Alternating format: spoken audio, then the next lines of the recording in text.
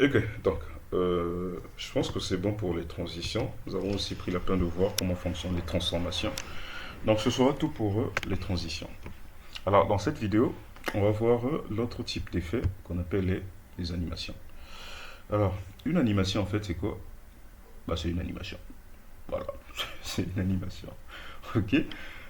Donc c'est le fait d'animer quelque chose et contrairement aux transitions, c'est que bah, l'animation n'a pas besoin qu'une propriété CSS change en fait. Les animations fonctionnent à tout moment. Ok. Euh, j'ai oublié de vous préciser quelque chose. Vous vous souvenez des carrousels? Alors, dans le cas d'un carrousel par exemple, ce sont les... bon, en fait c'est une combinaison des transitions et des animations. Les carrousels que vous voyez. Mais pour ça, pour bien le faire, bah, il faudrait du JavaScript. Malheureusement. Bref, revenons sur les animations. Alors, les animations fonctionnent de la même manière que les polices en fait. Vous vous souvenez, lorsqu'on voulait utiliser des polices personnalisées, il fallait d'abord charger la police et enfin faire appel à la police. Et donc les animations obéissent aussi au même principe. Donc je vais d'abord devoir charger l'animation ou bien créer l'animation, ensuite faire appel à l'animation. Et donc pour créer l'animation, on utilise le mot-clé @keyframe. Ok, donc @keyframe. Ensuite, vous mettez le nom de l'animation. Par exemple, on va dire bounce in par exemple. Ok. Ensuite, dans le bounce in, en fait, dans le keyframe, vous devez spécifier les différentes étapes de votre animation. Et donc, les étapes d'une animation, bah, c'est simplement c'est le début et la fin. Ok. Donc, votre animation commence à quel niveau et se limite à quel niveau. Ou plutôt, lorsque je dis se limite, je fais allusion en fait aux propriétés qui changent. Qu'est-ce qui va caractériser votre animation? C'est forcément le changement d'une propriété. Alors, pour spécifier le début, on utilise le mot-clé from. Et pour spécifier la fin, on utilise to. Tout comme je pouvais aussi spécifier en pourcentage. Je pouvais dire 0% et je peux dire ici 100%. Ok. Mais moi, je préfère souvent mettre from et to. Alors, on va essayer de créer une animation qui déplace en fait notre box. Ok. Donc on va dire transform. Donc l'origine c'est quoi? Euh, Translate.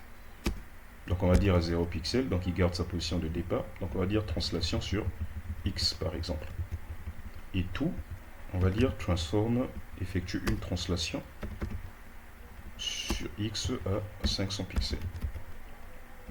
Ok. Et ici, vous allez voir, contrairement à la transition, ok, ici, je veux, bon, bref, une fois que vous avez fini, excusez-moi, j'ai voulu aller trop vite. Donc là, je viens de définir en fait mon animation. Mon animation bounce in, en fait, c'est juste un nom, j'aurais pu mettre autre chose. Donc ici, je déclare en fait, je définis en tout cas mon animation. Donc 2, mon animation va commencer à 0 pixels, donc la position des départs, et va se déplacer, va se terminer à 500 pixels plus haut. Donc je vais déplacer mon élément de 500 pixels. Et donc une animation sera créée pour ce déplacement. Donc pour ça, une fois que vous avez créé l'animation, pour pouvoir utiliser l'animation, vous allez utiliser la propriété CSS Animation. Ok. Et donc l'animation prend les mêmes paramètres que la transition. Sauf que ici, au lieu de la propriété CSS, ici c'est le nom de l'animation. Par exemple, dans mon cas, c'est bounce in. Ensuite, vous avez la durée, ok, et vous avez le temps d'attente, le délai, tout. Donc les mêmes propriétés. Maintenant, si je recharge, vous voyez que mon élément se déplace et revient à sa position initiale. Se déplace et revient à sa position initiale. Ok. Vous voyez que là, je n'ai plus besoin d'écouter en fait le changement de la propriété.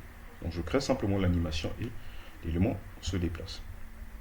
Alors, il existe une troisième propriété. Bon, déjà, je vais utiliser la propriété timing. Je vais mettre sur linéaire, histoire que vous voyez réellement la différence entre les deux. Donc je recharge.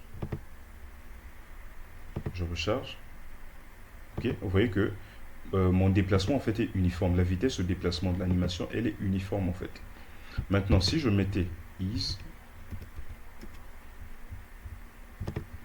Ok, vous allez constater, regardez, vous allez voir qu'à la fin, l'animation semble ralentir en fait. Attendez, je vais changer la propriété, je vais dire is in par exemple. Voilà, vous voyez que l'animation,